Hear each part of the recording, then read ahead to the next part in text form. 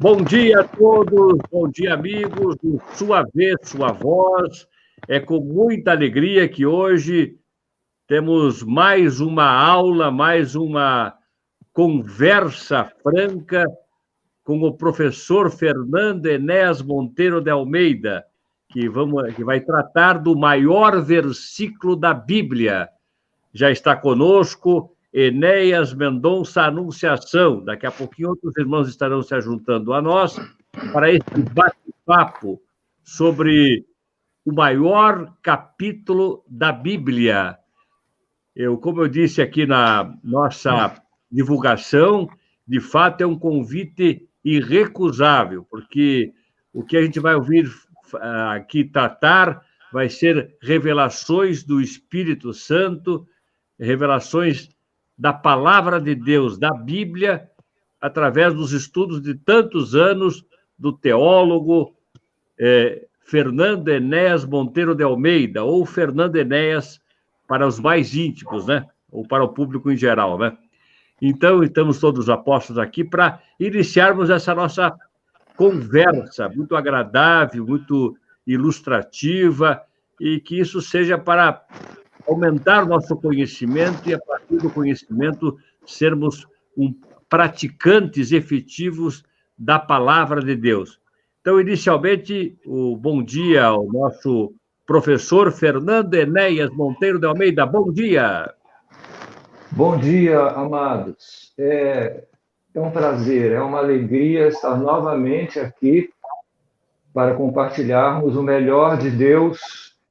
E nós estamos convictos e na expectativa de muita bênção sobre o nosso espírito nessa manhã deste sábado. Deus abençoe a cada um. Enéas Mendonça Anunciação, o seu bom dia. Muita alegria estarmos novamente aqui reunidos para compreendermos os mistérios da palavra de Deus, recebermos a revelação da Bíblia. Bom dia, Jorge, bom dia, professor Fernando Enéas, e bom dia a todos os irmãos que participam deste evento. E eu estou também feliz de poder estar absorvendo todos esses conhecimentos, né, do professor Fernando Enéas, que tem sido uma bênção para a minha vida. Que bom. Então, estamos reunidos, daqui a pouquinho outros irmãos estarão se juntando a nós, mas vamos lá, vamos tratar do maior capítulo da Bíblia. É com você, Fernando Enéas Monteiro de Almeida, ou Fernando Enéas. Eu quero começar com uma leitura, porque eu não sei se os irmãos tiveram o cuidado de, antes de ler e meditar a respeito da Bíblia, os comentários, os escritos que foram enviados, as gravações, se os irmãos se dedicaram inicialmente à leitura do próprio texto. Então, eu quero ler. Primeiro, eu vou ler Efésios 1 e 2, onde nós temos o prefácio e a saudação do apóstolo Paulo. Paulo, apóstolo de Cristo Jesus por vontade de Deus, aos santos que vivem em Éfeso e fiéis em Cristo Jesus, graça a vós outros e paz da parte de Deus, nosso Pai, e do Senhor Jesus Cristo. Observe que aqui é uma frase. Nós só temos o ponto aqui no final do versículo 2. Agora, eu quero ler para os irmãos o que eu considero, possivelmente, o maior período, ou a maior frase, porque essa frase que começa no versículo 3, ela só vai terminar no final do versículo 14. Eu ouvi de um erudito brasileiro que fazia frases muito longas. Começava e só colocava o ponto final depois de muitas palavras. Mas aqui nós temos da pena do apóstolo Paulo e eu vejo aqui um significado grande. Não é que eu queira falar com os irmãos sobre o maior capítulo da Bíblia em termos de número de palavras, simplesmente, não. Mas existe aqui um paralelo nos seguintes termos. O apóstolo Paulo estava na prisão, mas ele estava possuído de um entusiasmo, ou seja, a operação divina nele era tão forte que ele começa esta frase e parece que fica sem fôlego e só respira no final do versículo 14. Observe. Bendito o Deus e Pai de nosso Senhor Jesus Cristo, que nos tem abençoado com toda a sorte de bênção espiritual nas regiões celestiais em Cristo, assim como nos escolheu nele antes da fundação do mundo para sermos santos e irrepreensíveis perante ele, e em amor nos predestinou para ele, para a adoção de filhos por meio de Jesus Cristo, segundo o beneplácito de sua vontade, para louvor da glória de sua graça, que ele nos concedeu gratuitamente no amado, no qual temos a redenção pelo seu sangue, a remissão dos pecados, segundo a riqueza da sua graça, que Deus derramou abundantemente sobre nós em toda sabedoria e prudência, desvendando-nos o mistério da sua vontade, segundo o seu beneplácito que propusera em Cristo, de fazer convergir nele, na dispensação da plenitude dos tempos, todas as coisas, tanto as do céu como as da terra, nele, digo, no qual fomos também feitos herança, predestinados segundo o propósito daquele que faz todas as coisas, conforme o conselho da sua vontade, a fim de sermos para louvor da sua glória, nós os que de antemão esperamos em Cristo, e em quem também vós, depois que ouvistes a palavra da verdade, o evangelho da vossa salvação, tendo nele também crido, fosse selados com o Santo Espírito da promessa, o qual é o penhor da nossa herança até o resgate da sua propriedade em louvor da sua glória. Meus irmãos, nós temos nesse capítulo, Efésios capítulo 1, verdadeiramente o pináculo da verdade.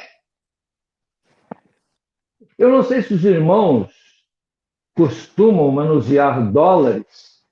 Eu não manuseio muito, mas já tive em mão pelo menos uma nota ou duas de dólar. E observei uma coisa que me parece o inimigo de Deus e nosso costuma atribuir uma figura que existe na nota de dólar, que é uma pirâmide, e no topo da pirâmide, uma pirâmide em miniatura, ou seja, a pedra de topo, ou a pedra angular da grande pirâmide. E ali, então, é colocado um olho, e muitos dizem, porque Satanás é o usurpador, o inimigo de Deus e nosso, e ele quer toda a honra, mesmo na moeda mais importante da cultura econômica da Terra.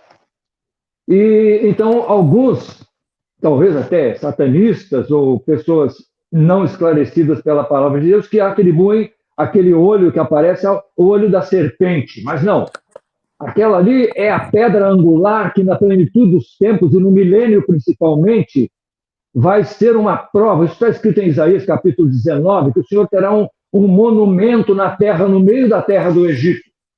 Então, o que nós vamos falar aqui sobre o pináculo da verdade tem, inclusive, uma base histórica, uma base geodésica, porque isso já foi muito bem estudado. Existe um artigo que diz que a grande pirâmide de Quéops, ela está no centro geodésico do mundo. E, na verdade, o que está no centro do mundo, nós sabemos, é o Senhor Jesus Cristo. Mas um estudo profundo da pirâmide, isso foi feito por um sábio da Inglaterra, e ele escreveu, inclusive, vários volumes, pelo menos 5 volumes, de piramidologia. Eu não creio na pirâmide de maneira supersticiosa. mas Deus vai dar tal testemunho nesses últimos dias da centralidade e da supremacia do Senhor Jesus Cristo, que é a mensagem desta ciência estabelecida lá em Londres, que não vai haver maneira de negar a centralidade e supremacia de Deus em nosso Senhor Jesus Cristo. Então, com toda a confiança, eu quero dizer isso só para despertar a atenção dos irmãos, dos ouvintes, porque nesse capítulo 1 de Efésios, nós temos uma grandeza tal que, como eu já demonstrei para os irmãos, o apóstolo Paulo estava quase sem fôlego. O nosso irmão, amigo, economista da oralidade, pode relacionar escrita com voz, pensamento, né? E outras pessoas estudiosas estão descobrindo isso. Há uma relação entre o nosso pensamento e as nossas cordas vocais. Então, nós temos aqui algo de uma grandeza tal que nada pode superar isto. E eu já distribuí para os irmãos uma parte do conteúdo do livro, o maior capítulo da Bíblia. E eu distribuí 5 porções. O prefácio, a maior bênção, a maior extensão da verdade, o valor da verdade, o maior programa. Então, essas porções já foram distribuídas e nós vamos distribuir ainda a alegria, a maior alegria e prazer, as maiores posições espirituais, a maior oração, a maior herança, o maior poder. E mais. E que neste capítulo nós temos a parte mais prática da Bíblia. Quando a gente fala de capítulo e também de versículo, a gente fala de alguma coisa artificial. O texto bíblico original não tinha essas divisões em capítulos e versículos. E isso foi feito de maneira muito interessante, muito curiosa, e algumas divisões até são defeituosas, mas tem servido como código, maneira prática de nós acessarmos, de nós termos acesso às grandes porções da Bíblia. Porque no tempo onde não havia, mesmo nos dias de Jesus, quando Jesus na sinagoga leu o texto de Isaías, diz que ele achou o texto onde estava escrito. E era mais difícil encontrar os grandes pensamentos, os grandes parágrafos, os grandes tratamentos dos aspectos da verdade progressiva que o Espírito de Deus foi acrescentando até formar o cânon completo, fechado, pleno, perfeito da palavra de Deus. Mas então nós temos hoje a bênção de termos esse código que até os programas de computador acessam textos bíblicos baseado nos capítulos e versículos. Então, quando nós estamos falando do maior capítulo da Bíblia, não é apenas o maior parágrafo, mas aqui é um ajuntamento de verdade que nós não encontramos em nenhum outro lugar, conforme até agora foi, creio que bem, pelo menos apontado. Mas eu gostaria de, neste momento, dizer que hoje eu estou muito propenso a ouvir as perguntas dos irmãos, porque certamente meu trabalho não foi em vão de traduzir cuidadosamente este livro do irmão André Mitchell, do Canadá, e, na verdade, viveu mais nos Estados Unidos, pelo menos no final da sua vida. E Deus me mostrou aqui algo que não é simples opinião, é a revelação de Deus. Certamente os irmãos leram.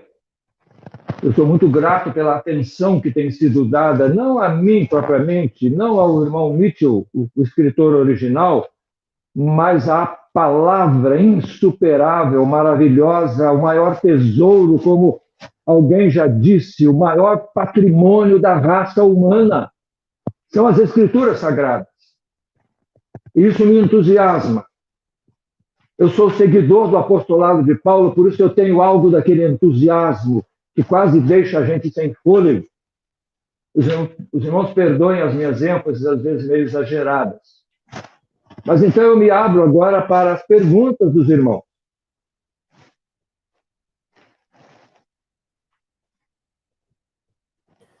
Eu gostaria de fazer uma pergunta, professor.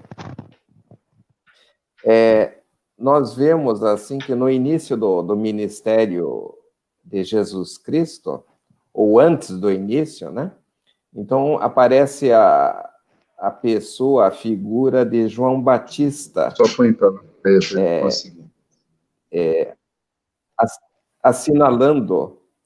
Assinalando então para Jesus como o Cordeiro de Deus, né?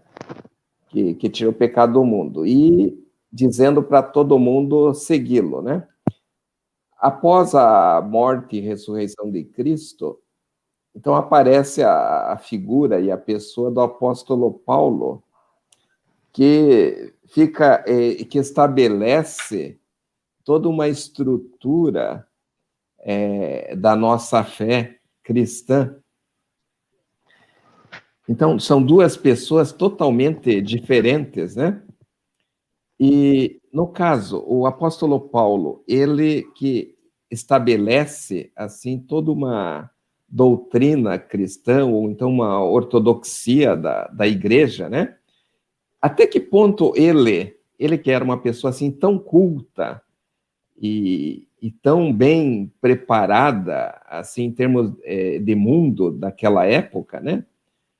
Até que ponto não houve, assim, uma influência. Ele conseguiu separar todo o conhecimento mundano dele para fazer as revelações espirituais e transmiti-las para todos nós. Deixa eu perceber assim, o cerne da sua pergunta. O irmão apresentou dois grandes personagens da Bíblia, né? João Batista, precursor do Messias, né? Dito por Jesus, declarado por Jesus como o maior de todos os profetas, e não apenas profeta, ele foi... ninguém nasceu, nenhum homem que nasceu é maior do que João Batista.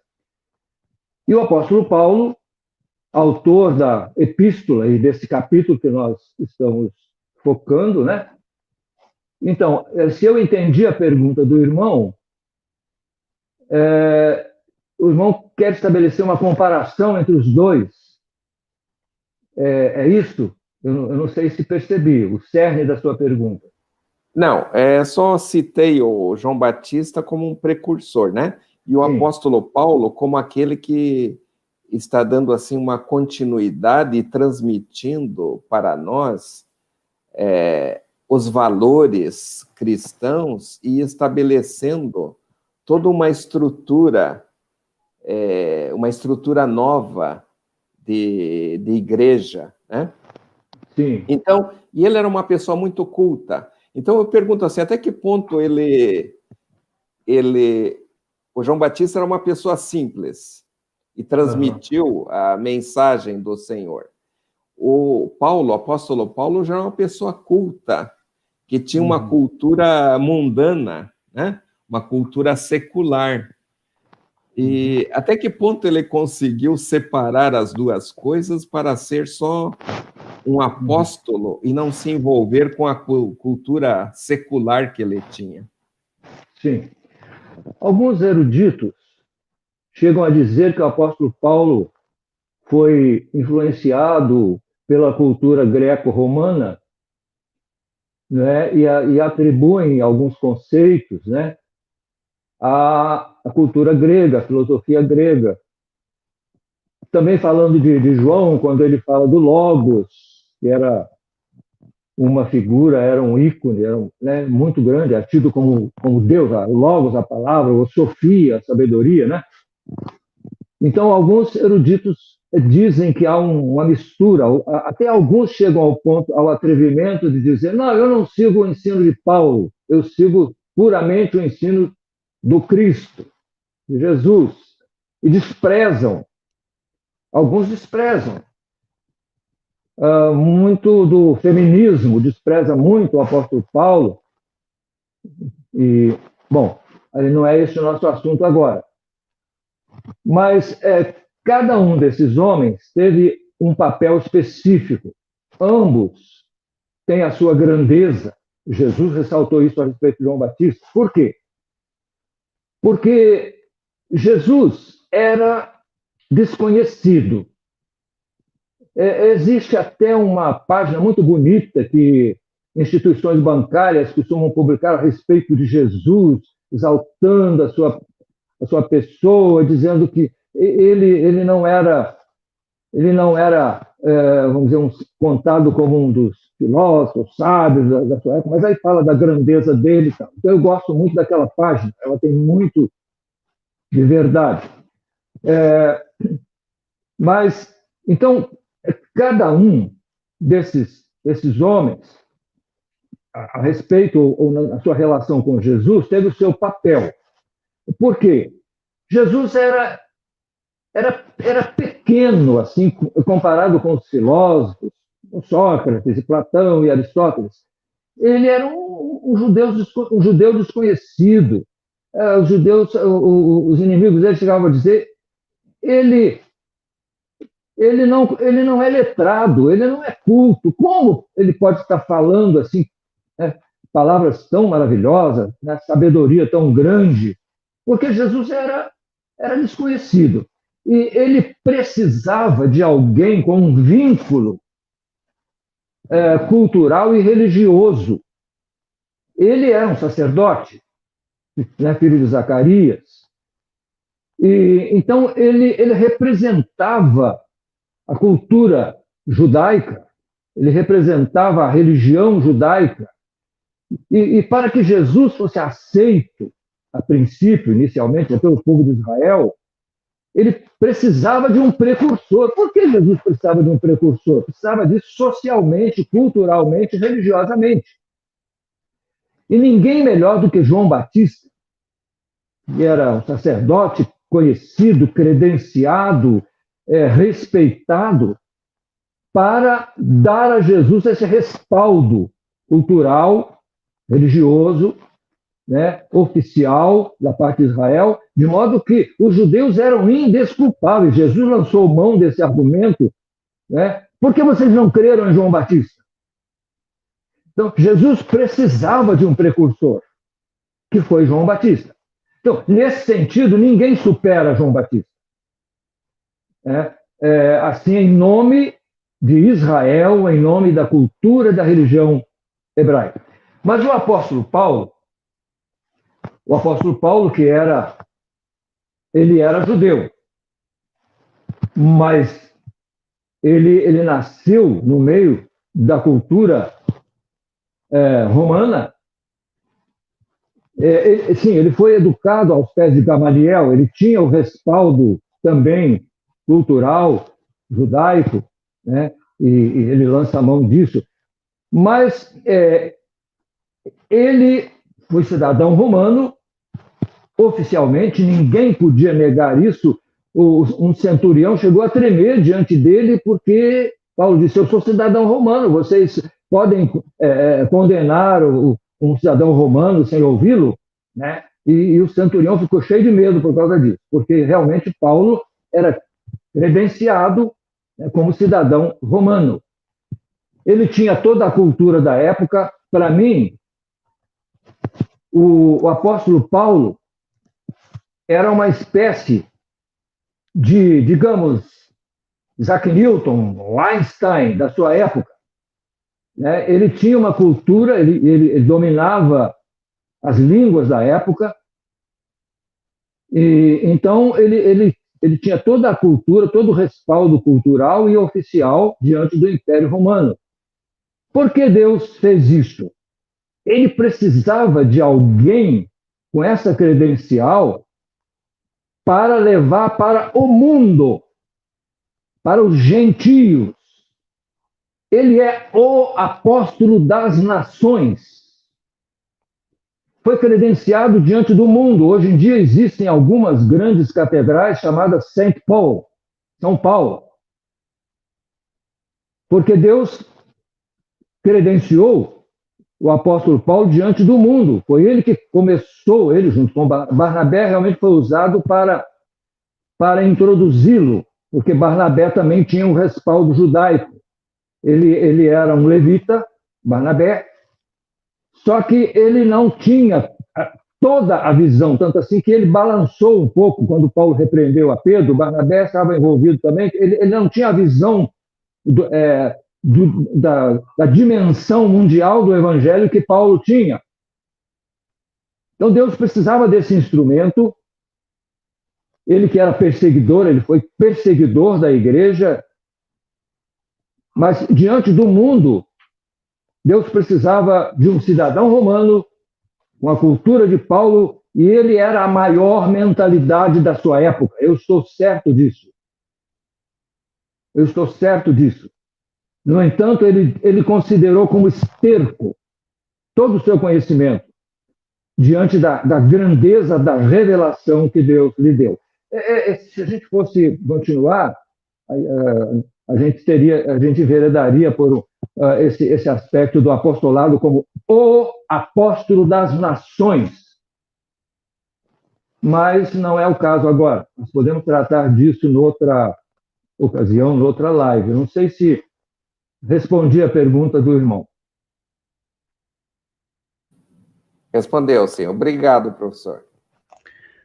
Queremos anunciar aqui que estamos com o Raul Veríssimo Vaz no chat e José Gil Cury também no chat. O Raul Veríssimo Vaz está dizendo bom dia, queridos irmãos, e o José Gil Cury, bom dia.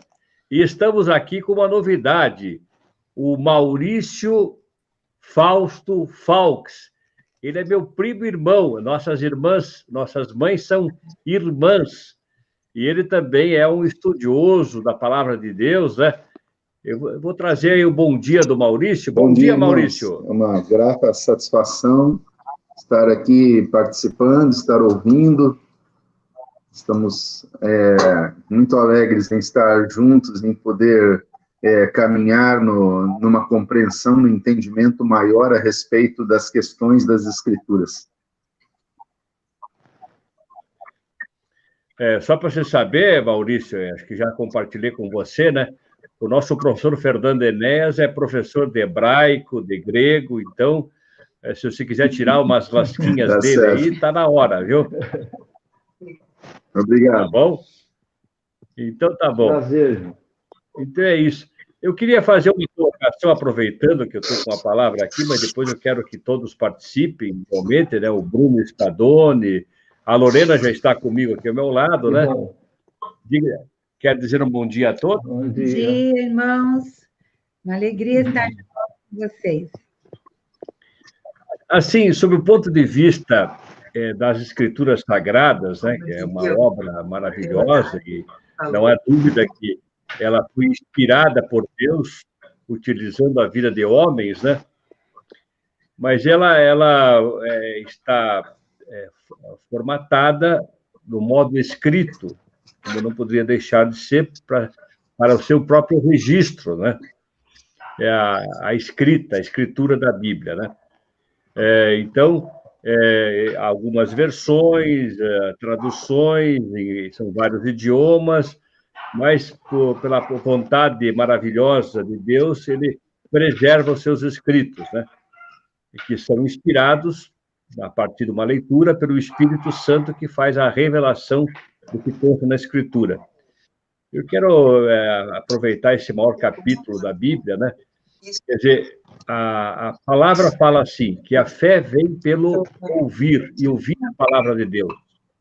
Então, quando você está lendo as Escrituras, né, não é pelo ler e ler a palavra de Deus, é pelo ouvir e ouvir a palavra de Deus. Nós sabemos que existe um contínuo entre o ler e ouvir fisicamente, né? Como é que você me vê assim essa questão do ouvir a palavra a partir de uma leitura? Essa pergunta é para mim, Cury.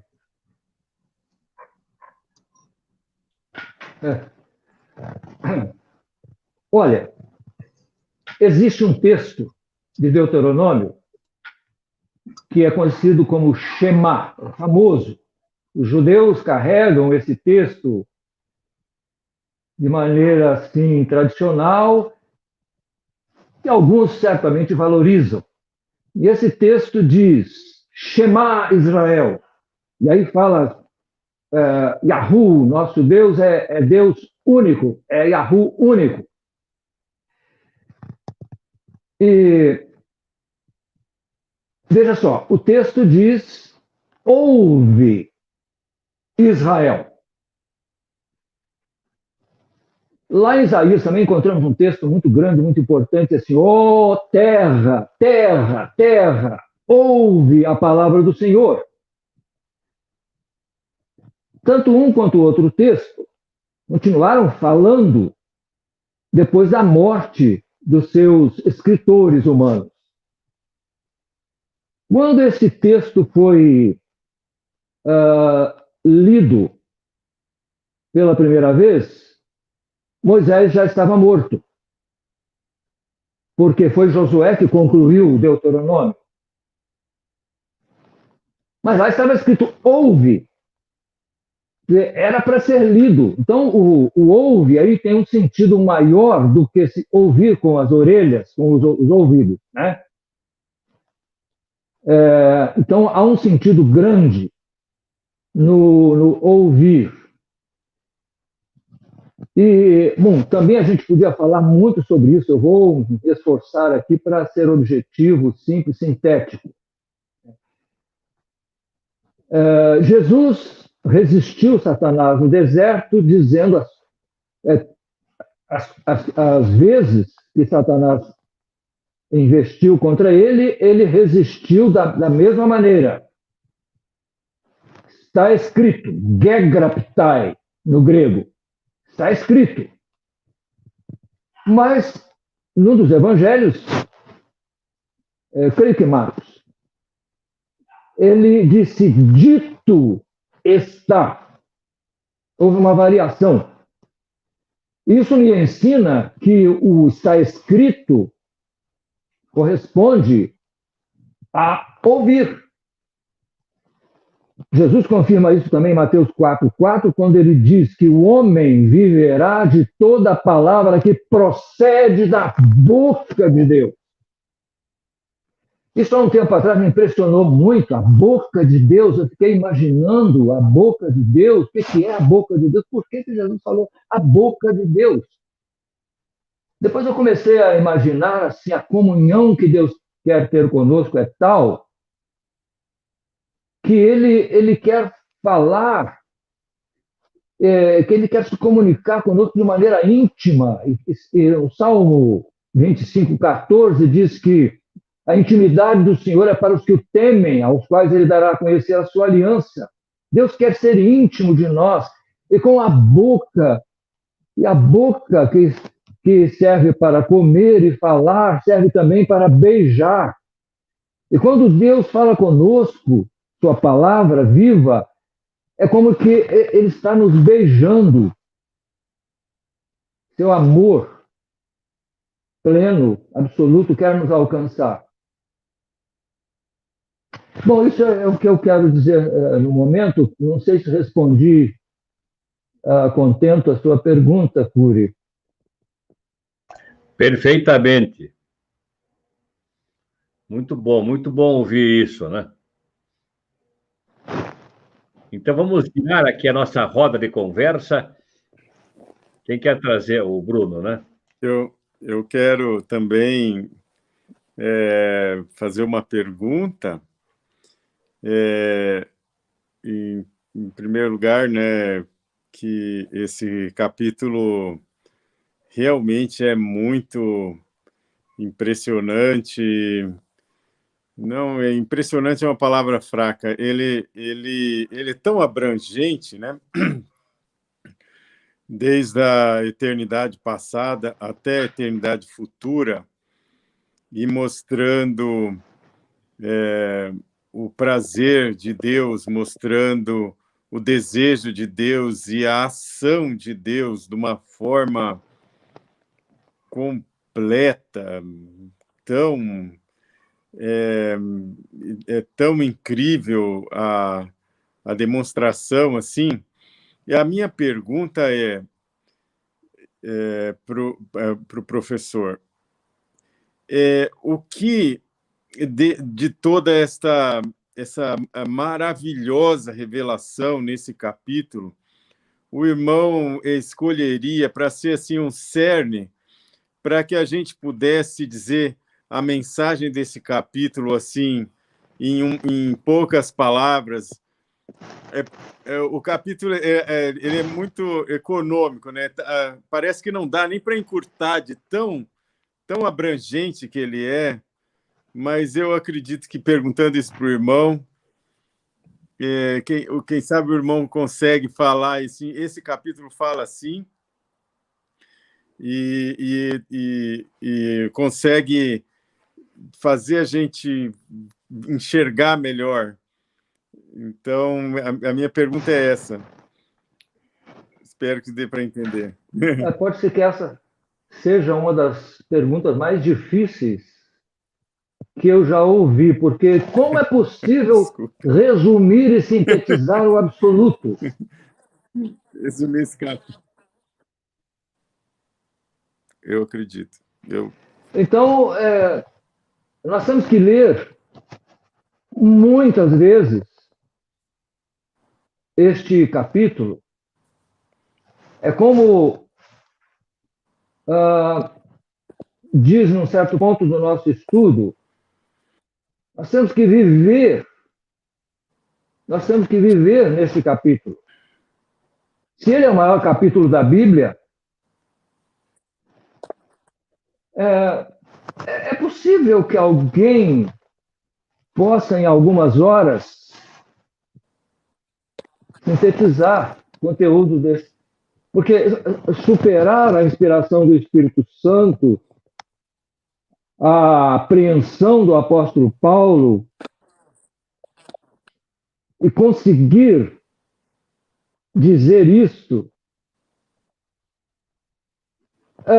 só se a gente aceitar esse desafio dizendo: é Deus em Cristo, é o grande mistério. Eu recomendaria aos irmãos que recapitulassem a maior palavra da Bíblia, que recapitulassem o maior versículo da Bíblia, não é? E então, depois, considerassem, lessem, meditassem sobre o grande mistério de forma mais ampliada, que é esse capítulo, né?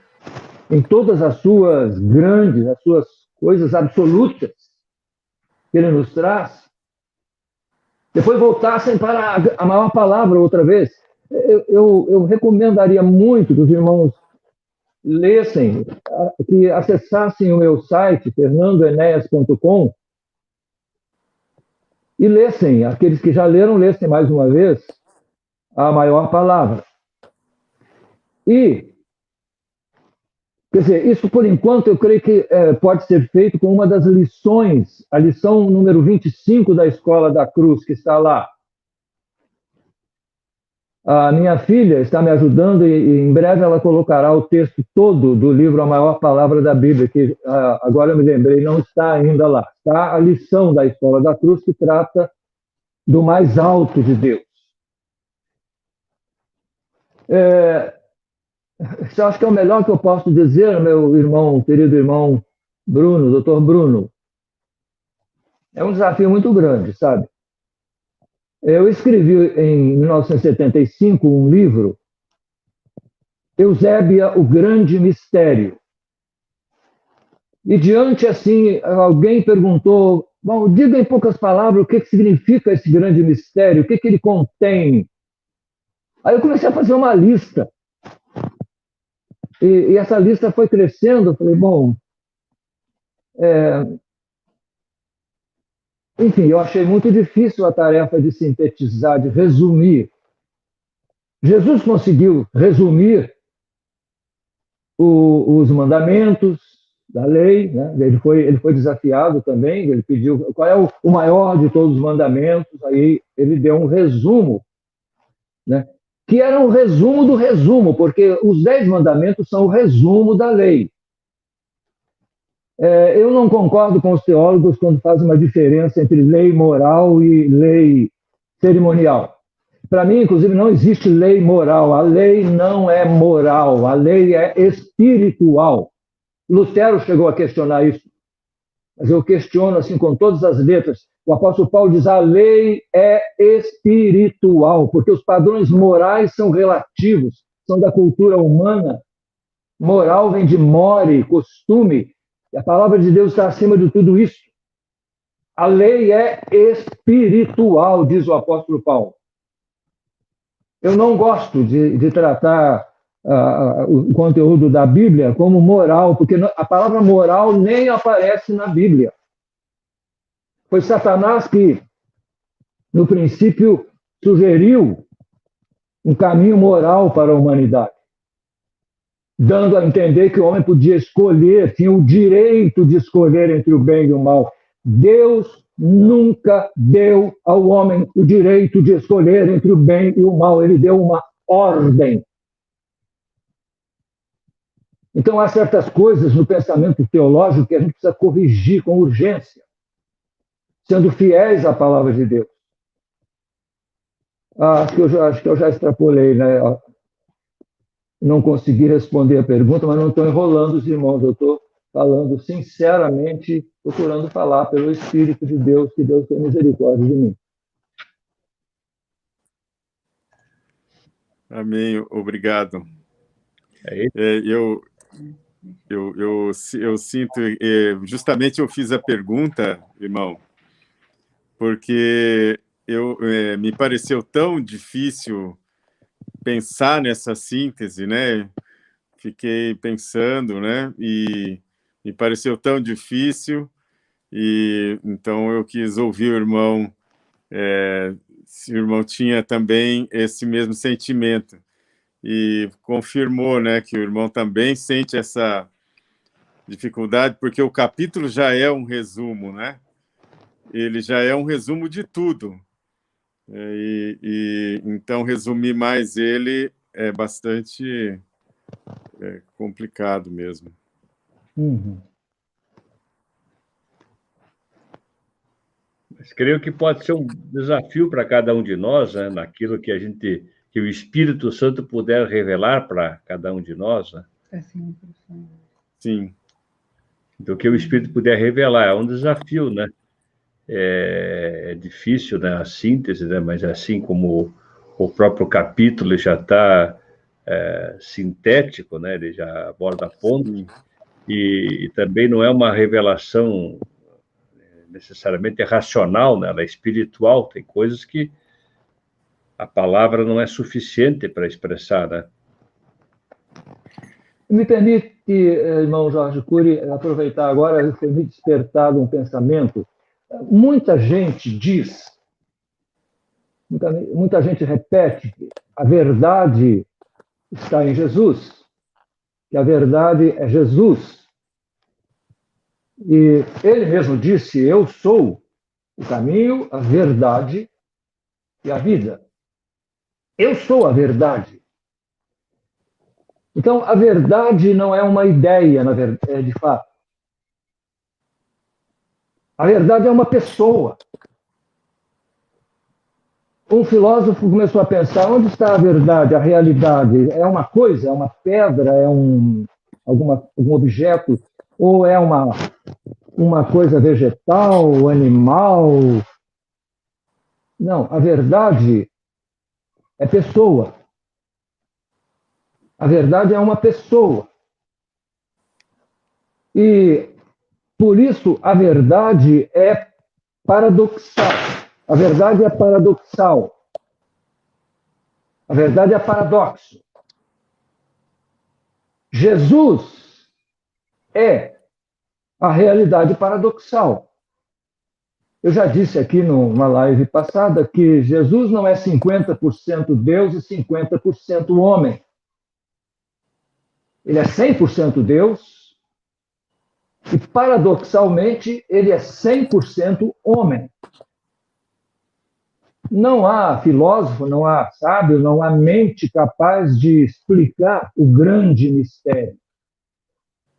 Deus em Cristo. Então, as pessoas que dizem que Jesus é a verdade, será que elas já pararam para pensar que nele estão escondidos todos os tesouros da sabedoria e do conhecimento? Está lá em Colossenses, capítulo 2. Nesse paradoxo imenso, absoluto, que é Jesus, toda a sabedoria e todo o conhecimento e toda a compreensão estão escondidos. E o apóstolo Paulo diz que é em Jesus Cristo crucificado que está a sabedoria de Deus.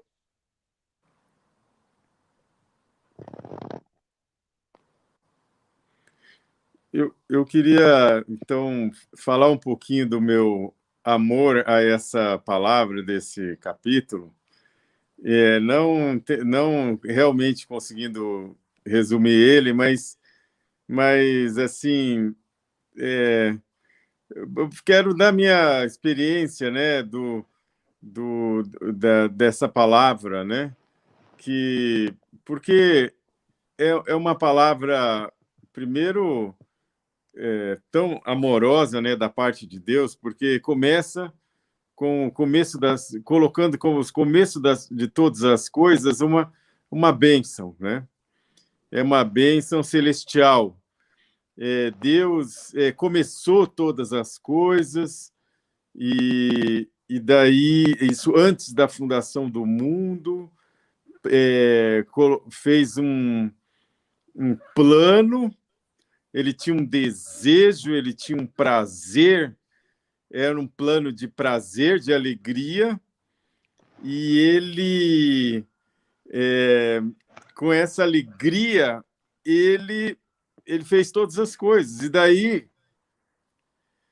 ele consumou esse plano de alegria e de prazer na pessoa do Senhor Jesus, né? E o Senhor Jesus, ele completou todas as coisas de uma forma maravilhosa, fazendo com que o universo fosse ajustado, totalmente ajustado, né? E daí ele ainda nos deu o selo e um penhor, né? Puxa vida, só isso dava para um selo e um penhor que é o Espírito. Ai, Senhor Jesus, como é maravilhoso isso, né? Amém. Aleluia. Não é? Ele deu esse selo e esse penhor que é o Espírito para nós, é uma garantia, porque aqui para nós enxergarmos esse amor de Deus é muito difícil. A gente, nesse mundo, enxergar a verdade que o irmão está falando, porque a gente tem que ouvir, a gente tem que olhar, mas esse ouvir, esse olhar é espiritual, né? Mas se a gente não conseguir, a gente tem um selo, a gente tem um penhor. Aquilo é garantido, né? Amém. Porque tem o Espírito. E daí, tu combinou tudo isso nos dando a igreja. Puxa vida! A gente até se emociona, porque ela ela é essa combinação, né? Porque a igreja... plenitude de Deus. É a plenitude. Ela é Cristo pleno. Ai, Senhor Jesus, não tem como dizer isso. Porque grandioso. quando nós estamos em Cristo e nos ajuntamos, Cristo é pleno. Ah, não tem como explicar isso. Doutor Bruno, um homem, um cristão conhecido, bem conhecido, um chamado John Mackay, ele concorda com a declaração que nós encontramos nesse estudo aqui, presente, do maior capítulo. Paulo estava cantando aqui. Ele estava na prisão, mas era a doutrina em música, nas palavras do Dr. John Mackay. Paulo estava cantando, ele não estava exortando, ele não estava contando das suas experiências, dando exortações. Não, ele estava cantando, é a doutrina em música. Não existe algo maior, é o maior capítulo. A epístola aos Efésios é a epístola das regiões celestiais. É o evangelho vindo do céu, é o evangelho. Nós temos o evangelho segundo Mateus. Eu não gosto de falar dos evangelhos, porque só existe um evangelho. É comum, aí na fala meio, digamos assim, talvez não tanto cuidadosa, falar dos evangelhos. Não existem os evangelhos. É o evangelho segundo Mateus, o evangelho segundo Marcos, o evangelho segundo Lucas, o evangelho segundo João. E em Efésios nós temos o evangelho segundo o próprio Jesus Cristo, do céu. É o evangelho das regiões celestiais. Então é por isso que a alegria toma conta da gente quando a gente começa a pensar mais amorosamente sobre isso. Isso nos arrebata. Os jovens dessa geração vivem procurando emoções aí, pegam a moto, faz aquelas cambalhotas, faz tanta coisa, procurando adrenalina. Você quer a adrenalina maior possível? Leia Efésios capítulo 1. Tem a revelação do Espírito. Você vai ter a maior alegria possível. Jesus falou a minha alegria, a alegria absoluta.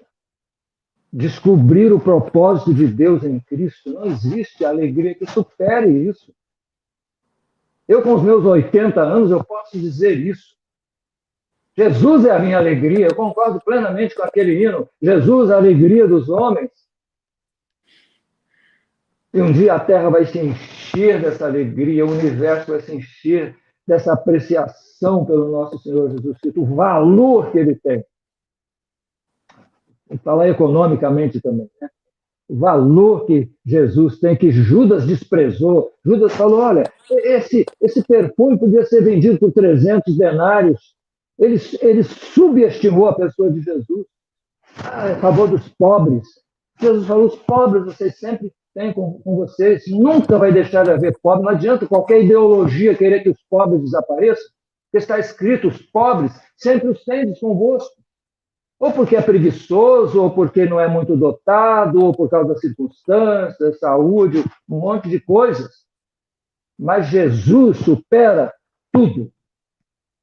Não há nada e ninguém superior, mais valioso. Ele é realmente a grande pedra preciosa que nós precisamos cada vez mais apreciar, dar o verdadeiro preço. Valorar e valorizar, né? Nós temos que aprender a louvar com apreciação o nosso Senhor Jesus Cristo. Isso que eu posso dizer agora. Você sabe que numa das nossas reuniões, que o Enéas comentou isso, assim, achei muito forte, né? Sobre a nossa condição de mártires. Achei interessante. Eu até comecei a gostar dessa condição de mártires, e, de fato, nós somos mártires, né? Porque nós somos crucificados. Nós somos testemunhas, e testemunha na língua grega é mártir. Todo cristão é um mártir em potencial. Todo cristão verdadeiro é um mártir em potencial. Mesmo que não morra por Jesus, não sofra nada, mas potencialmente todos nós. Jesus falou, vós sois meus mártires, vós sois minhas testemunhas. Eu achei interessante, assim, de observar sobre esse ponto de vista, né? Porque quando a gente está crucificado com Cristo na cruz, a gente usufrui da ressurreição com Cristo. E aí o Espírito Santo nos abunda, né? Nos penetra e tal, e a gente faz coisas incríveis, né? E, de fato, não há emoção, não há nada, sentimento nenhum que se compare a ser usado por Deus, às vezes nas mínimas coisas ou nas grandes propostas, enfim. Mas essa condição de mártir, de saber que você está crucificado, que não adianta se ficar correndo atrás do vento mesmo, né? Então, aproveitar, e eu acho que o momento de hoje, da nossa humanidade, é um momento de ousadia. Nós temos que falar com todas as palavras, nós temos que proclamar a palavra, né? Nós, como voz que clama, devemos clamar mesmo, né? Sem medo. Clama a plenos pulmões. A plenos pulmões, né? Como fosse uma Fórmula 1, né? Para cruzar por primeiro aquela reta final, né? Enfim, mas assim, a gente deve clamar mesmo, né? Ser um clamador. Porque tem tanta gente precisando, um mundo de necessidades dentro e fora da igreja, né?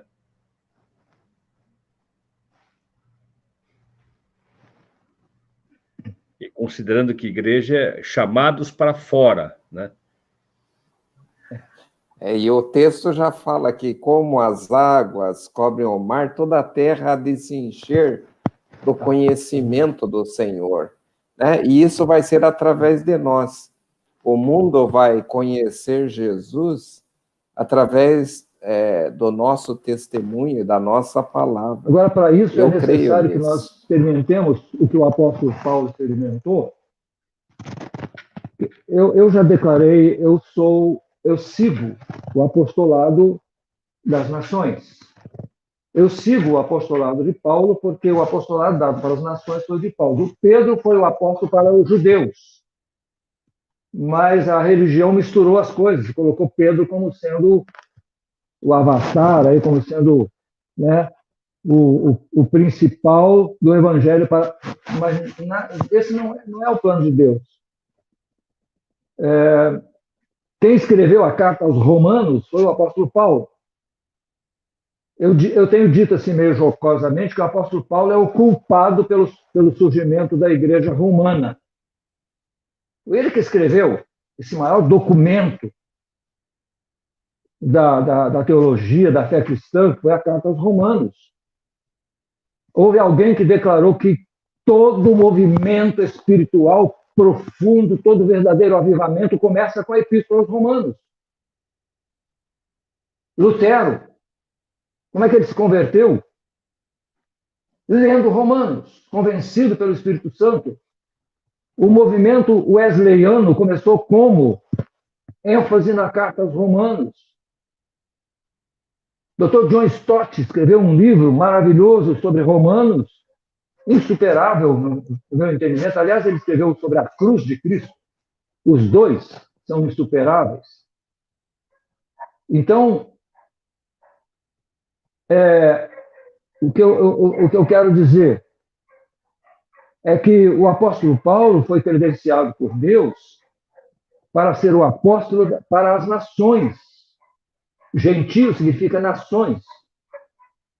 Ele é o apóstolo das nações. Não existe outro credenciado em todo o mundo. Eu sou seguidor do apostolado de Paulo.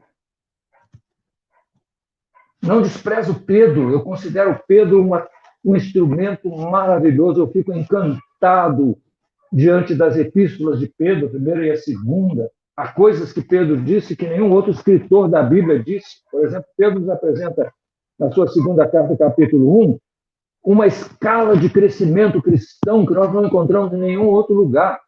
Nós vamos começando com a fé, nós partimos para o conhecimento, né, e para a piedade, até chegar ao vínculo da perfeição, que é o amor. Nenhum outro escritor bíblico, nem Paulo, colocou as coisas nesses termos tão claros de uma escala de crescimento cristão. Adicionar, acrescentar à vossa fé, né, a virtude.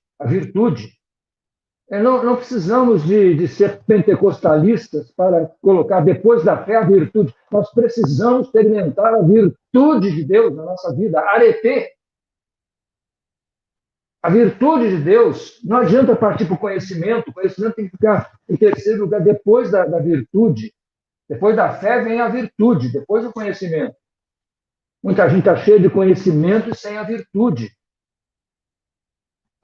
Segue a piedade na forma, mas nega o poder. Não conhece o poder da Eusébia.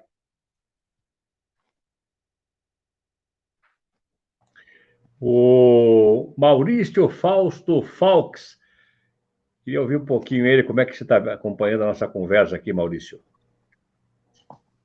Eu gostaria de pedir que o irmão comentasse sobre algo que, para mim, no conhecimento do livro de Efésios, foi muito importante, porque eu vejo que ele faz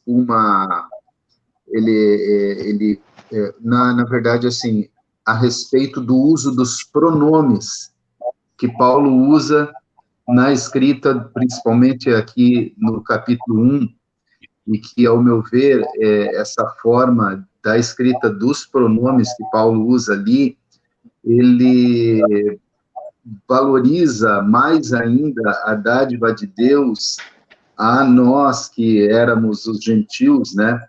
Porque Paulo ele fala muito nós, referindo-se a ele, né, como o povo judeu, e lá para diante, então, Deus começa a falar, né, nele, igualmente vós, e daí começa a falar aqueles a quem estava sendo referida a carta, e no princípio eu lia igualmente, não dava muita atenção a essa questão dos pronomes ali, mas depois, percebendo melhor isso, eu vi que a ênfase a respeito da dádiva de Deus a nós, ela se tornava ainda mais sublime de se entender, né?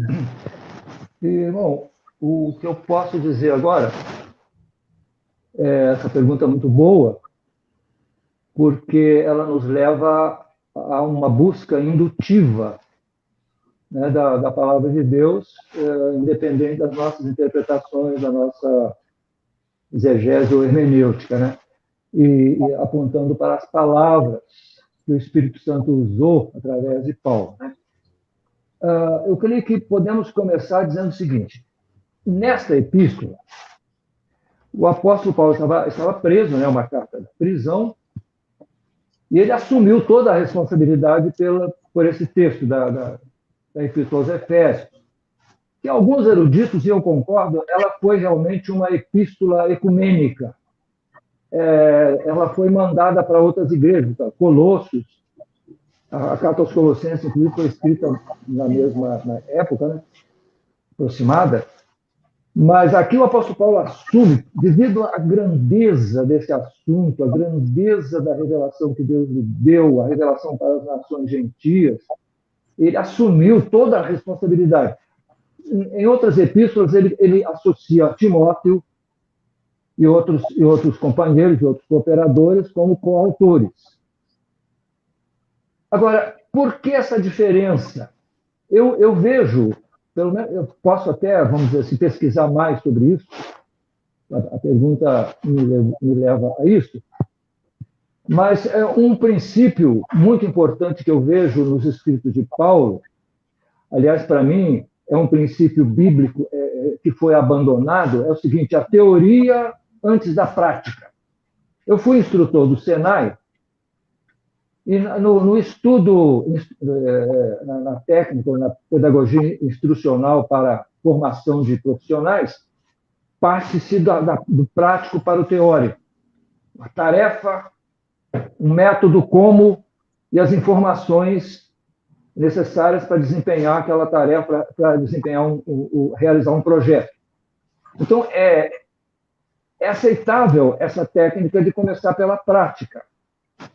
Porém, quando se fala de doutrina, de teologia, de conteúdo bíblico, por exemplo, o apóstolo Paulo, em Efésios, ele começa com esse capítulo grandioso e colocando o mais alto entendimento doutrinário, teológico, para depois ele colocar a parte prática. Então, na primeira porção de Efésios, como Romanos, até o capítulo 11, Paulo está falando teologicamente, doutrinariamente. Aí, quando ele começa o capítulo 12, ele diz, né? Rogo-vos, pois, esse pois liga com a teoria que foi dada, a visão. Teoria, no grego, o verbo theoreo significa visão. Tem a visão espiritual. Aí depois, em cima disso, a parte prática. E aí, Romanos é assim: rogo-vos, pois, irmãos, que apresenteis os vossos corpos. E quando a gente apresenta o nosso corpo, a gente parte para a plenitude da prática, né? Então, nós temos o fundamento teórico, teológico, doutrinário, e parte para a prática. Aqui em Efésios ocorre a mesma coisa. Olha só o capítulo 4, versículo 1. Depois do apóstolo Paulo apresentar a parte teórica, ele começa: rogo-vos, pois, eu, o prisioneiro no Senhor, chamando a atenção para a sua experiência como testemunha, como mártir em potencial, né, que andeis. O verbo andar, porque a linguagem grega do Novo Testamento, principalmente, né, Paulo era judeu, ela usa um vocabulário muito prático, muito direto, e o verbo andar é usado para significar a prática, né? O comportamento, as ações, a vida. Eu creio que é por isso, irmão, pelo menos em parte, que aí ele começa a usar, rogo-vos, pois, irmão, que andeis, né? E aí, esforçando-vos, ele tá falando de uma parte prática. Olha, vocês receberam a doutrina, agora vocês precisam praticar. E aí ele lança a mão dos pronomes, né, que indicam isso, né? Ele está levando os leitores e ouvintes à responsabilidade de praticar aquilo que aprenderam. Eu entendo assim. Não sei se o irmão já alcançou alguma coisa além disso. Pode compartilhar também? Eu estou pronto para... Sim. O que eu aprendi e compreendi muito aqui a respeito da fala de Paulo, né? Mas está completamente em concordância com o que o irmão falou. Paulo fala muito, né? Ele começa o capítulo 3, por exemplo, falando por esta razão, né? Depois, no capítulo 3, ele ainda fala, eu acho muito importante quando Paulo cita assim, portanto, por este motivo, né? Citando a razão do que fazer em vista do que foi ensinado, em vista do que ele escreveu anteriormente, né? Mas eu compreendi aqui muito, assim, essa questão do uso dos pronomes, como Paulo falando inicialmente daquela incumbência que eles, inicialmente, como judeus, como hebreus, né, como povo de Deus, tendo recebido essa incumbência, esse ministério, né, da vida, da prática, do ensino da palavra de Deus, né? Então, ele falando, né, como ele diz aqui, Deus nos abençoou, nos escolheu, e aí, então, ele como se chegasse agora e falasse aos gentios, mas nele, igualmente, vós também estáis. Então, de toda essa porção que havia sido recebido por eles, como inicialmente povo de Deus, até que, então, houve a inclusão das nações todas nesse propósito lá ali de Abraão, pelo sacrifício de Jesus, né, incluindo todas as nações agora nesse propósito de Deus, que era o propósito de sempre, desde o princípio, né? Então, ele começa a falar, então, agora enfatizando que nós, como se dissesse assim, nós que recebemos todas essas coisas, porém agora vocês também tendo recebido tudo isso, e ele coloca ali, eu creio que do versículo 15 até o versículo 23, é algo que, às vezes, quando estamos lendo, não cabe, vamos usar essa expressão, não cabe no peito a grandeza da bondade de Deus por nós, né? Como ele diz aqui, para que os olhos do vosso entendimento sejam iluminados, para que saibais qual a real esperança do chamado e das riquezas da glória da sua herança nos santos, né? Então, eu vi assim como que dava uma ênfase maior ainda, ele falando a respeito daquilo que eles inicialmente, como povo de Deus, haviam recebido, e que agora é estendido e dado a nós, a todos aqueles que creem no Senhor Jesus. Amém. No capítulo 2, o apóstolo Paulo trata desse ponto ele fala, vocês eram gentios, mas agora Deus fez um povo só, né? Deus destruiu a parede de separação. Dos dois, Deus fez um novo homem, uma nova raça em Cristo Jesus, né? Em Coríntios, o apóstolo Paulo fala de judeus, gentios e a igreja de Deus. 3 grupos, sim. A raça humana está dividida em 3 grupos.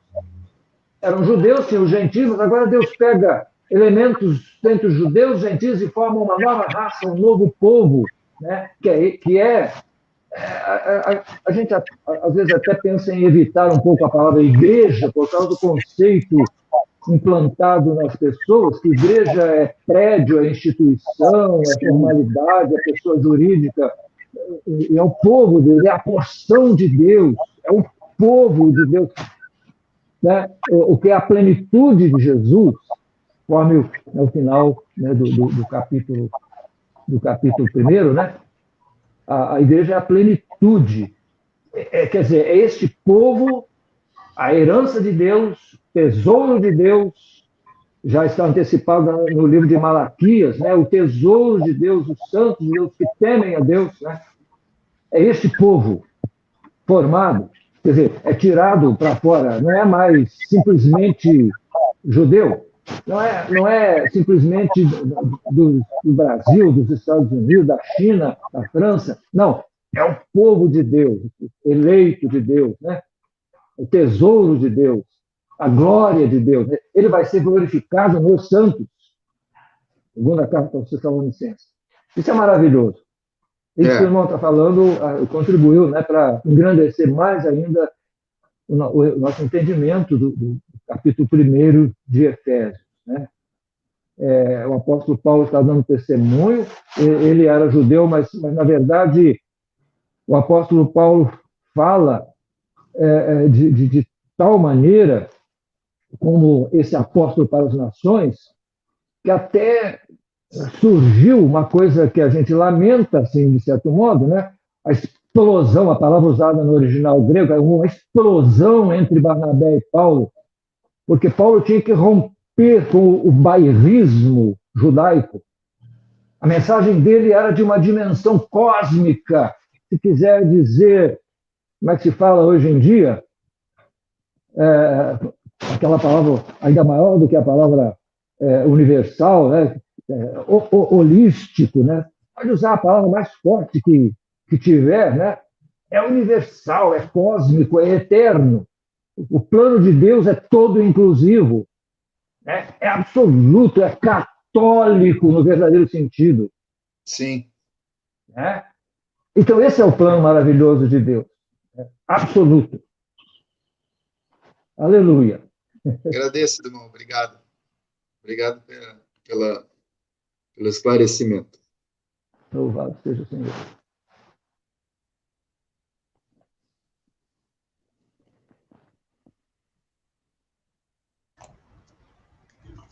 Até um pouquinho, talvez, assim, dentro do contexto, mas talvez fora dessa palavra aqui, nós somos a noiva de Cristo, né?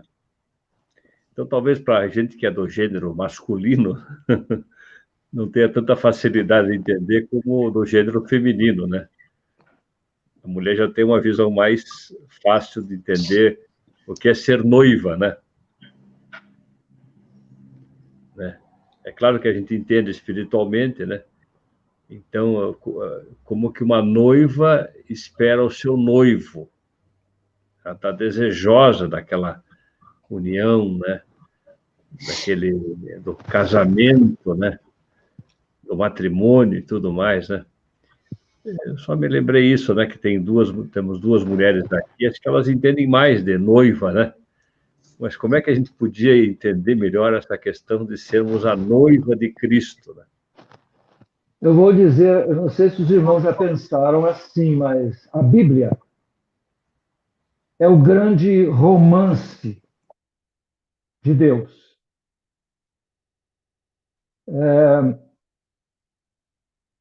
Tudo, do princípio ao fim, mostra isso. O plano de Deus inclui, maximamente, inclui de maneira básica e prioritária a ideia do prazer doméstico, da união. A ideia de criar a mulher veio de Deus, né?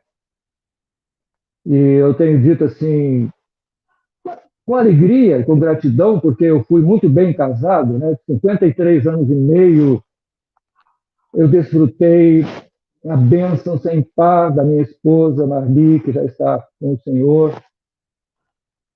Ela realmente me fez bem todos os dias da minha vida, bem e não mal. Foi uma bênção. Passamos juntos por peripécias, mas eu posso testificar que essa ideia de Deus foi maravilhosa.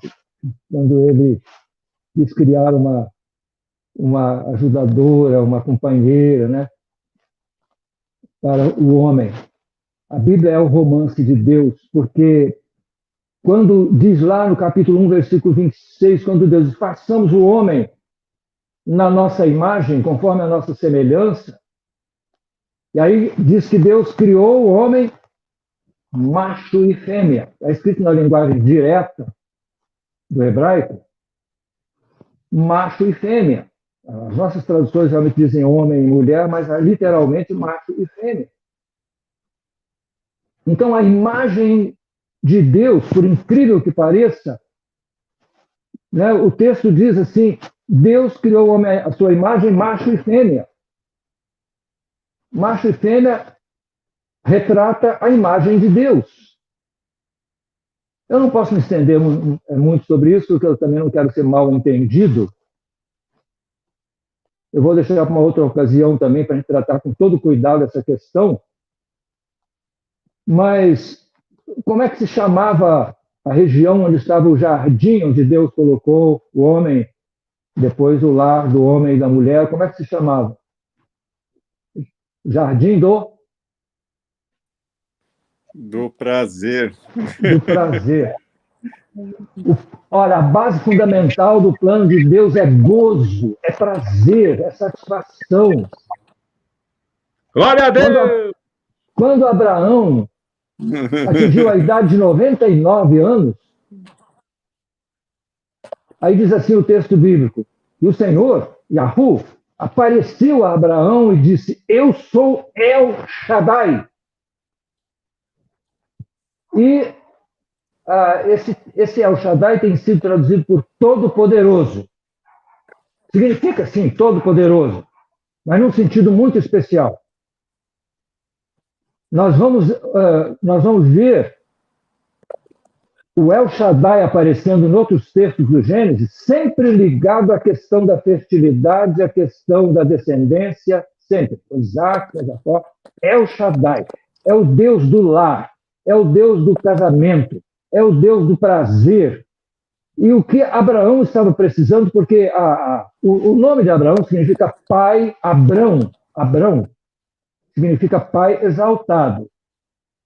Depois Deus mudou o nome dele para Abraão, e colocou uma consoante de aspiração lá. Deus como que cortou o nome de Abraão e colocou no meio o seu fôlego, o re. que é aspiração. Deus colocou o seu espírito, Deus selou Abraão com o seu espírito, e disse: você vai ser fecundo. Sua esposa é estéril, e aí também daria um estudo especial a respeito disso, sobre Sara.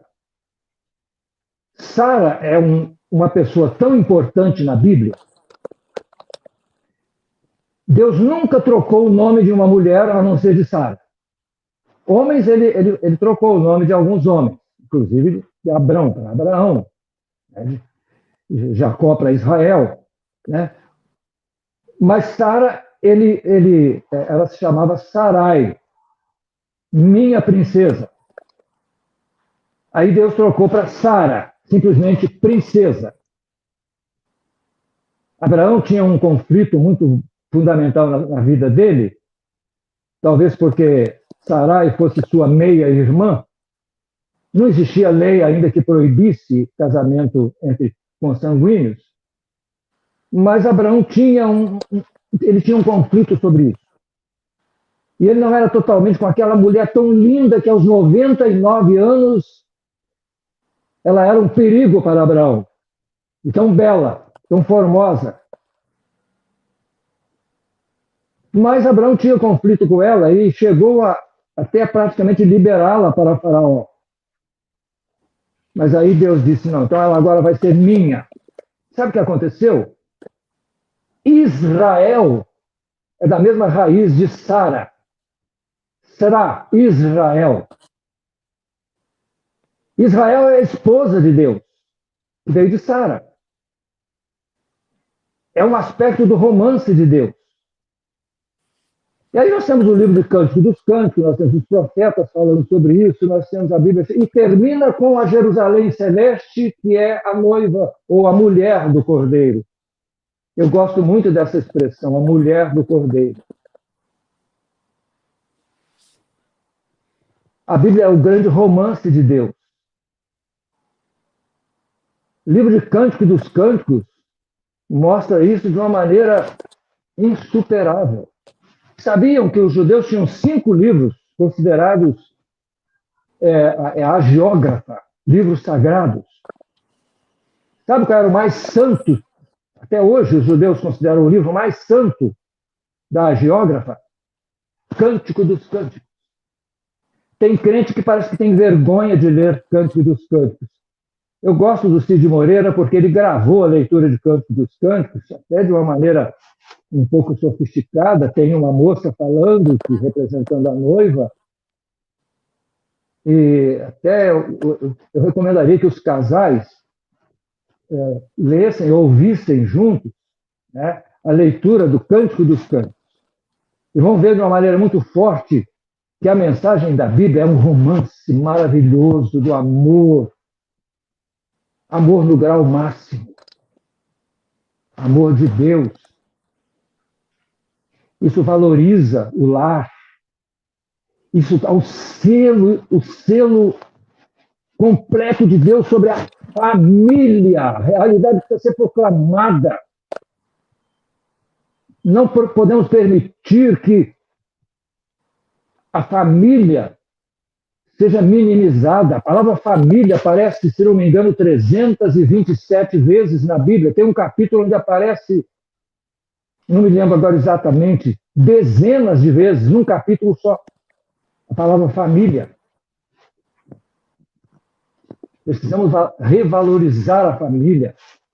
Precisamos resgatar o valor do amor conjugal pleno. O prazer está na base do propósito de Deus. Salmo 16 termina dizendo que vai haver delícias perpetuamente para os que temem a Deus, para os santos, para os salvos.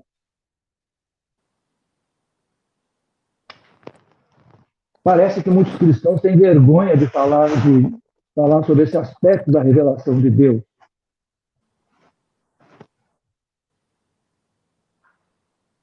Salomão não teve, Paulo também não tinha. Paulo abriu mão do privilégio de se casar pelo amor, pelo seu chamado, para cumprir o seu chamado, por causa das circunstâncias.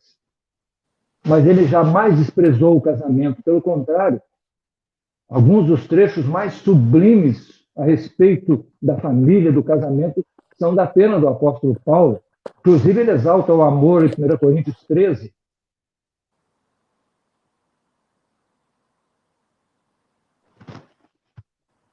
Que o Espírito Santo nos ilumine.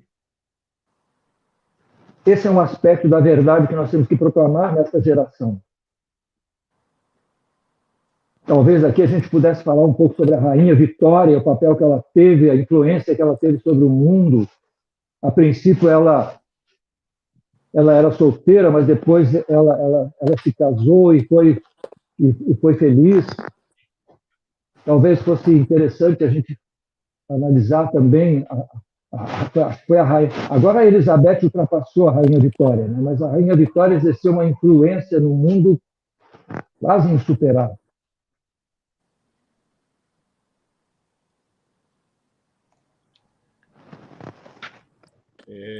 Eu vejo assim que, na condição de proclamadores da palavra, como evangelistas, né? Está aí o Enéas aí, que é um evangelista assim, muito utilizado por Deus, além de outros irmãos também, né? Que muitas vezes a gente trata das coisas de Deus com certa sisudez, né? Às vezes você trata das coisas de Deus com uma entonação severa, de várias formas. Claro que há momentos para cada contexto, né? Mas eu vejo que nós, como cristãos, temos que ter a alegria de Deus, que é a nossa força. Né? Então, até para a gente falar do Evangelho, né? A gente tem que estar imbuído dessa alegria de tal forma que ela seja manifestada, assim, mesmo a gente não falando, pelos olhos, pelo nariz, pela expressão facial, né? Porque esta alegria, este gozo, vamos dizer assim, de estarmos com Cristo, né? É que vai chamar a atenção da pessoa, né? Puxa vida, eu queria também ter isso que você tem. Já aconteceu comigo algumas vezes, né? Da gente ter tamanha convicção e tamanha alegria por este gozo de Deus, né? Que a outra pessoa também fica com desejos, né? E dentro e fora das igrejas, no sentido igreja, no sentido das denominações, né? E mesmo dentro, é preciso que aqueles que têm esse gozo transmitam essa alegria a outros, né? Amém. Toda a seriedade, mas ela não pode tirar a nossa alegria, ela não pode tirar esse nosso entel, né? Intel, é Deus dentro de nós, nosso entusiasmo, né? Alegrai-vos nele com temor. Né? Está escrito, Salmo 2, alegria junto com o temor. Muitas pessoas vão para um extremo ou para outro. Mas nós podemos ter esse equilíbrio. Jesus era uma pessoa tão alegre que as crianças gostavam dele. Queriam ir para o colo dele. E ele tomava nos braços e abençoava. Isso. Jesus não era uma pessoa carrancuda, de cara feia, uma religiosidade asceta, falsa, que não expressa a realidade da vida. A Bíblia é um livro muito honesto, muito, assim, simples, muito realista. A realidade real mesmo, né? Não é o realismo falso aí, o realismo da literatura, da imoralidade, da indecência, né? Da exploração indigna do sexo, levando à sarjeta, na linguagem até. No meu tempo de jovem, as mulheres eram diferentes de hoje. Criou em mim assim um respeito pelas mulheres que eu nunca tive coragem de mexer com uma mulher de maneira indevida, de maneira egoísta, de maneira grotesca, carnal.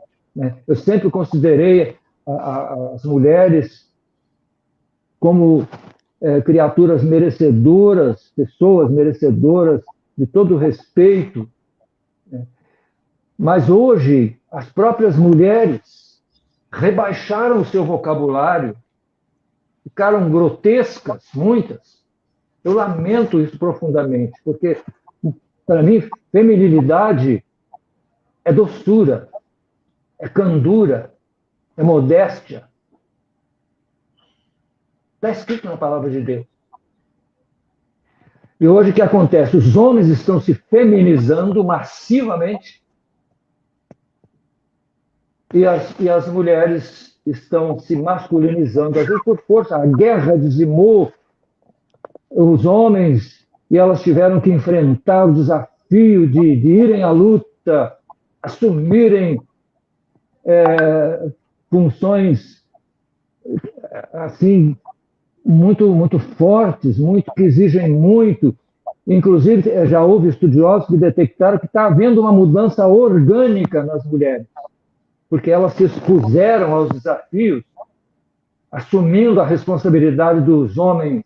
Eu vou usar uma palavra bem forte, agora os irmãos me perdoem. Homens maricas, que não assumem a sua responsabilidade como provedores. E o mundo, então, vai ficando essa porcaria que Deus vai ter que julgar fora.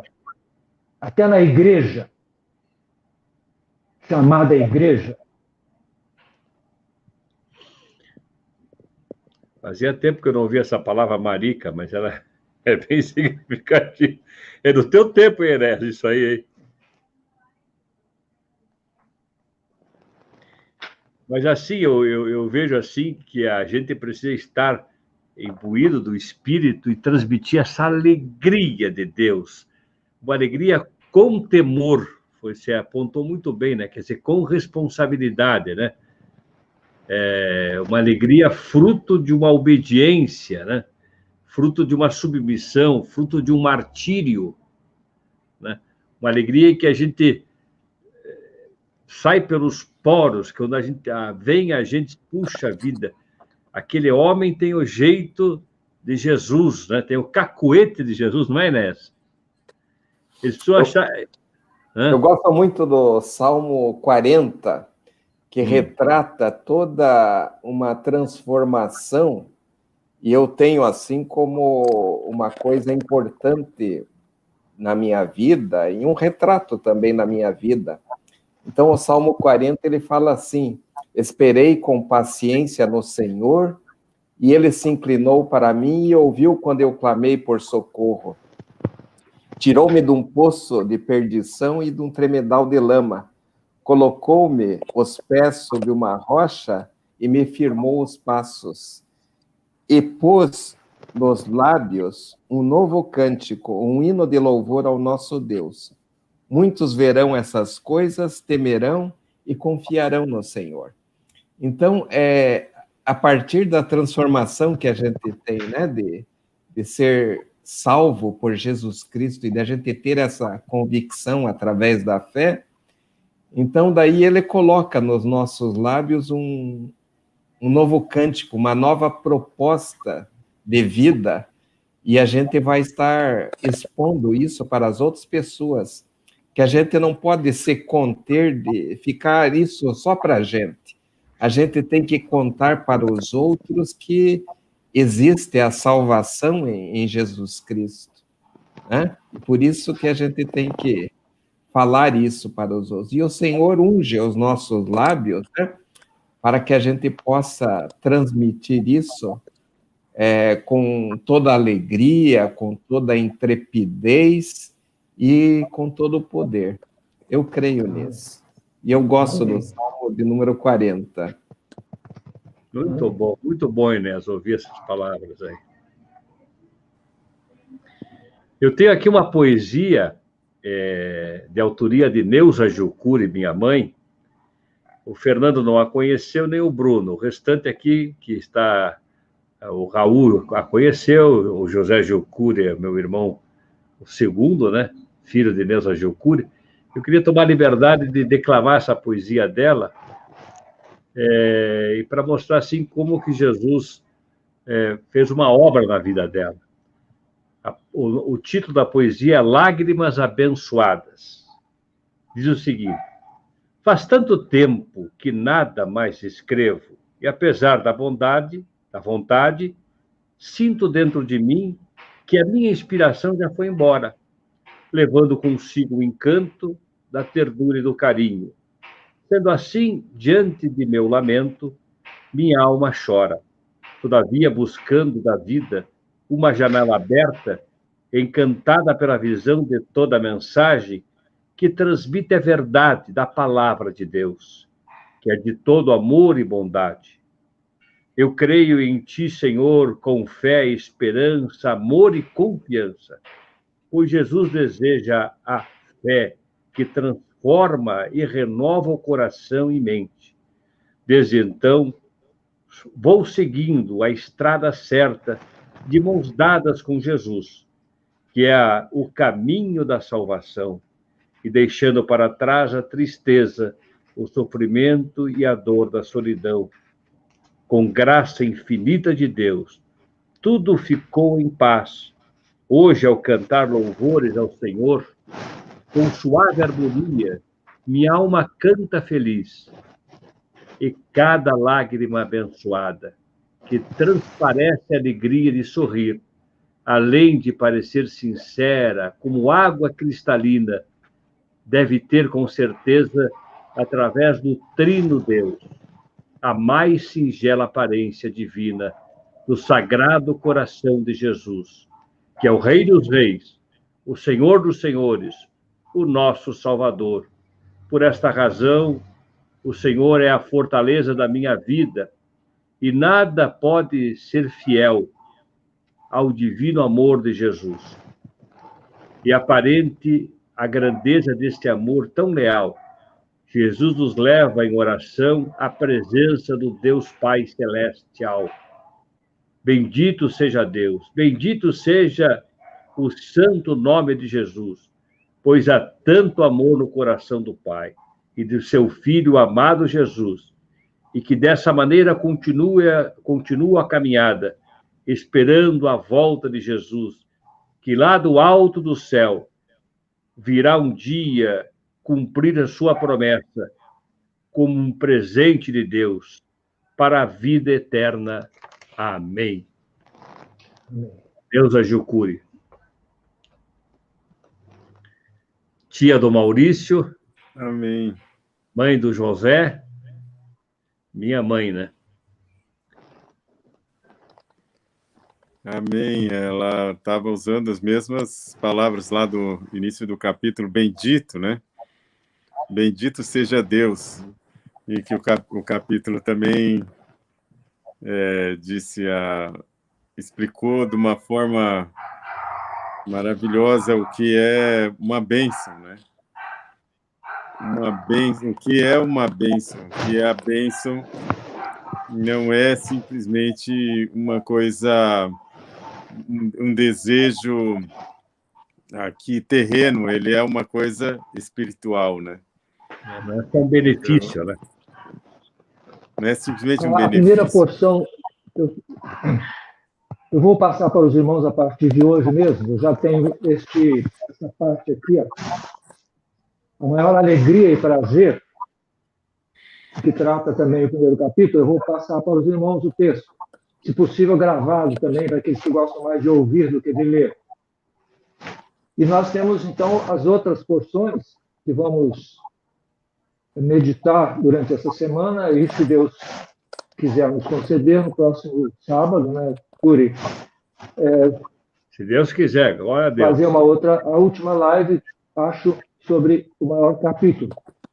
Depois nós entraremos a maior pergunta da Bíblia. Tem muito a ver com a economia de Deus, a economia da oralidade. A maior pergunta da Bíblia, os irmãos vão ver. Então, Deus tem coisas muito grandes e maravilhosas para nós.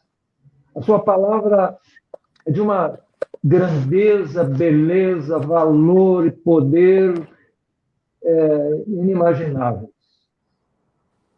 Deus tem mais, e mais, e mais. Eternamente mais. Há uma tradução de Isaías que diz assim, do incremento desse principado e da paz, não haverá fim. Ou seja, é um aumento sem fim. Os irmãos podem imaginar isso? Um aumento que não tem fim? Então, nós vamos, a partir de a maior alegria e prazer, nós vamos meditar sobre isso na próxima semana e recapitular também, na medida que os corações pulsarem de desejo de saber e o Espírito Santo quiser mostrar, a gente vai recapitular alguma coisa também, porque é tanta coisa tão maravilhosa que não é assunto para uma conferência, para uma live, mas é assunto para muito tempo, e nós, às vezes, perdemos nosso tempo com coisas secundárias. Que Deus nos ajude a detectar aquilo que Ele tem para nós nesta hora, para nós e para nós compartilharmos. Nós somos despenseiros dos mistérios, dos tesouros de Deus. Deus abençoe a cada irmão. Eu acho que agora está chegando a gente não perder o bife sorteado, né, doutor Enéas? Então, eu acho que é a hora da gente ir caminhando para o final. Não sei, o Cúria, que é o comandante, mas eu já deixo aqui a minha despedida por hoje, né? Até nos encontrarmos outra vez, dessa forma virtual. Que Deus continue a derramar. Ele sabe derramar sem desperdiçar. O apóstolo Paulo declara isso nessa epístola, né? Deus derrama sem desperdiçar, porque ele é econômico. A economia dele é perfeita. É uma coisa incrível. Ele derrama sem desperdiçar, né? Que ele derrame e que nós possamos, como o irmão André Mitchell costumava dizer, ele tinha um amigo e ele pregava, esse amigo criticava, o amigo pregava, ele criticava, então eles se ajudavam. Por isso Deus os levou a dimensões bem altas no ministério da palavra. Mas ele combinou com o amigo dele que iria cumprimentar assim: como vai o transbordamento? Eu deixo essa palavra para os irmãos. Muito boa, E né? cada vez que nós olharmos um para o outro, quem sabe possamos difundir isso mais, né? Você está transbordando, Deus derramou. Como vai o transbordamento? Que Deus continue nos abençoando. Muito obrigado a ele e aos irmãos por essa comunhão preciosa. O Raul Veríssimo Vaz, glória a Deus Amém. por esta reunião, está dizendo aqui no chat, né? Eu vou pedir que o Enéas faça uma oração final. Pode ser, Enéas? Ou se alguém quiser falar alguma coisa antes da oração final do Enéas.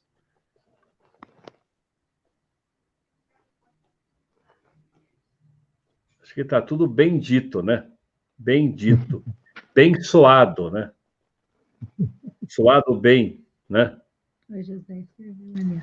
O José, excelentes reflexões e revelações. Parabéns. José Gilcuri escreveu isso agora. Também está participando pelo chat. Depois, os irmãos que estão no chat, se eles quiserem estar conosco aqui, é só se candidatarem, né? Que a gente põe aqui todo mundo para conversar. Alguém quer dizer mais alguma coisa? Eu estou feliz, né? Eu estou bem contente, né? Bem alegre, né? Para a gente ser pleno no Senhor, né?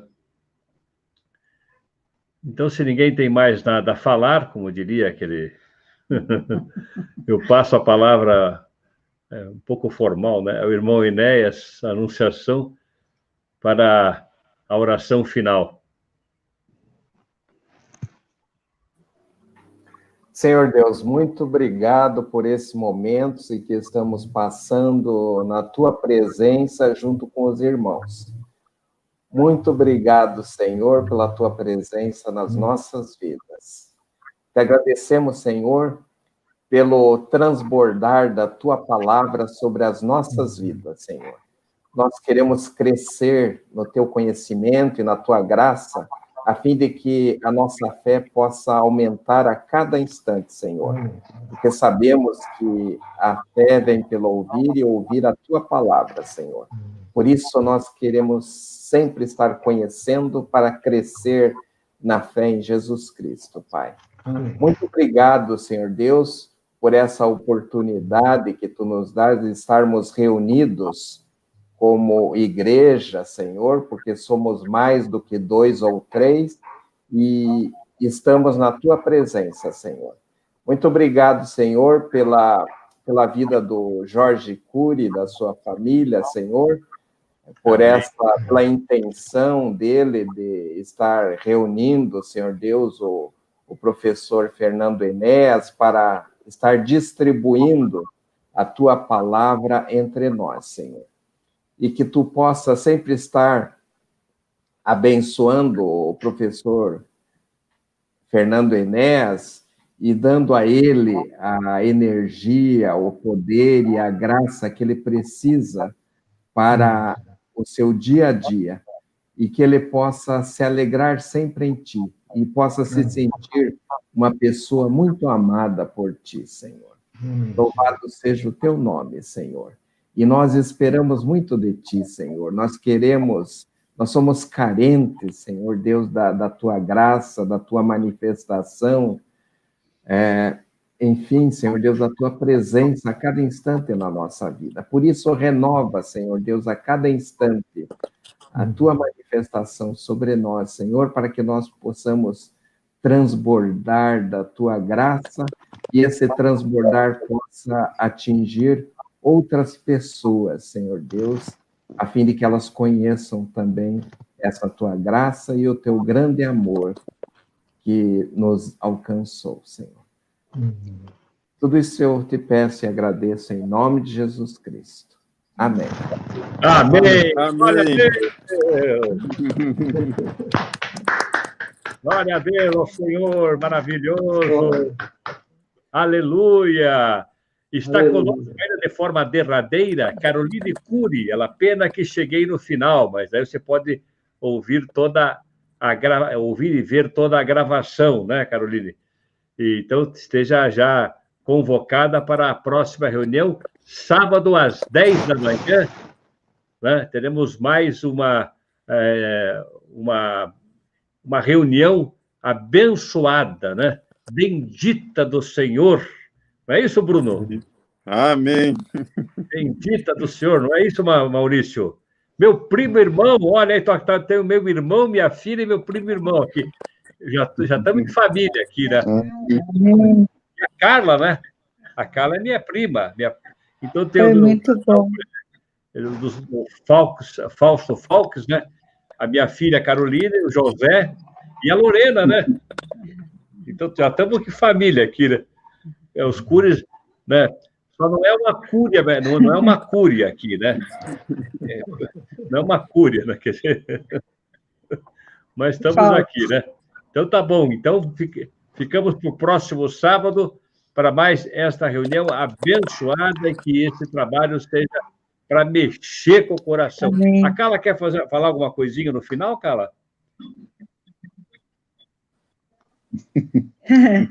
Não, só eu gostaria de agradecer, porque foi assim de grande valia esse estudo, né? Foi muito bom estar ouvindo, aprendendo. Eu já tinha ficado bem impactada com a leitura e foi muito bacana mesmo. Agradeço aos irmãos, agradeço ao irmão Fernando Enéas, né, pela sua disponibilidade, pelo Jorginho por nos convidar. Para nós é Jorginho, né, irmão? Assim nós o conhecemos, então nessas horas os nomes familiares prevalecem, né? Mas muito obrigada, irmãos. Que o Senhor os abençoe e que possamos estar juntos mesmo mais vezes. Então, para as mulheres, a Lorena também uma palavrinha final, Lorena? Sim, eu também quero agradecer, estou muito feliz por esse encontro, pela forma como Jesus vai unindo as pessoas, né? Que tem o mesmo espírito, o mesmo coração e o desejo que nós temos de conhecer mais a Deus. E nós temos a grande bênção de ter o professor Fernando Enéas, com todo esse conhecimento que Deus tem dado a ele tem esse coração de transbordar aquilo que Deus tem dado.